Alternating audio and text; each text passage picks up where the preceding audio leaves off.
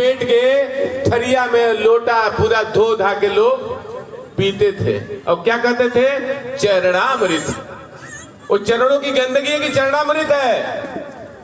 चरणामृत नहीं, चरणों की गंदगी को हम पी जाते थे। हे कोना हो कोना सब छिड़क दो, सब पूरा घर शुद्ध हो जाएगा। इस झूठ की व्यवस्था में क्या मिलता है? घंटा, दूसरा मिलता है नीचता और तीसरा मिलता है चरणामृत।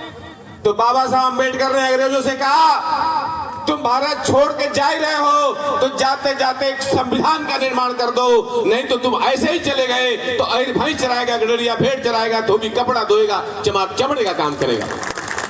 तो 389 सदस्यों का चयन होता है और 26 जनवरी 1950 को भारत का संविधान लागू होता है। वो कहता है मानव मानव एक समान, फ्रीडम ऑफ व्यवसाय। यानी तुम पहले भैंस चराते थे, भेड़ चराते थे, चमड़े का काम करते थे, बर्तन बनाते थे, तुम चाहो तो छोड़ करके MP बनो, MLA बनो, टीचर बनो, डॉक्टर बनो। तो बताइए हमको मनुस्मृति वाला संविधान चाहिए, हिंदू धर्म का संविधान चाहिए या बाबा साहब अम्बेडकर द्वारा बनाया हुआ संविधान चाहिए?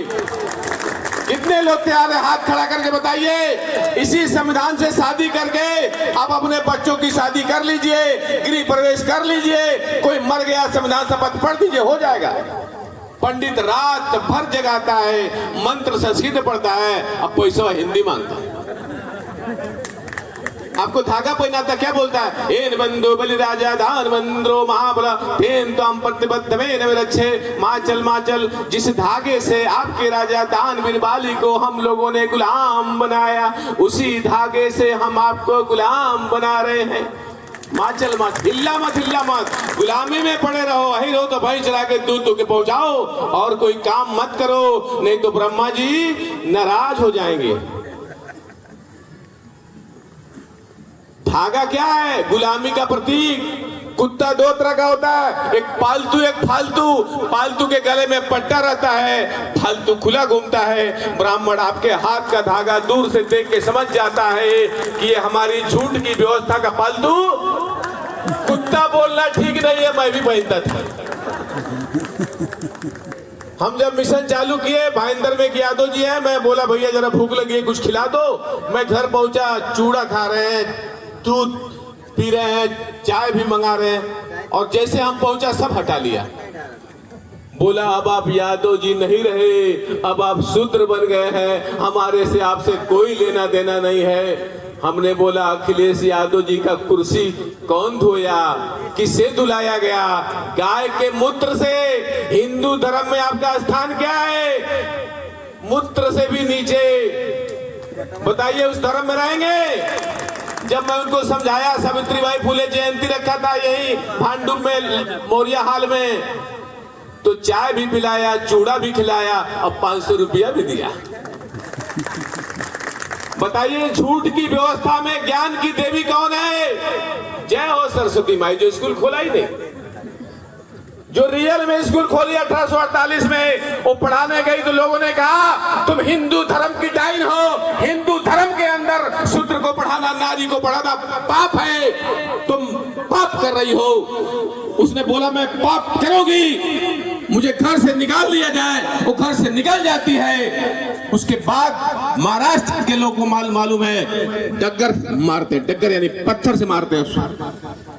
एक झोला में एक्स्ट्रा साड़ी लेके जाती है, लोग गोबर फेंकते हैं, साड़ी खराब हो जाती है, स्कूल में जाकर साड़ी बदलती है, उसके बाद जाकर के आज की महिलाएं पढ़ पाई हैं, लिख पाई हैं, उसके बाद बाबा साहब अम्बेडकर बन पाए हैं, उसके बाद भारत का संविधान बनता है। तो बताइए शिक्षा की देवी कौन हुई?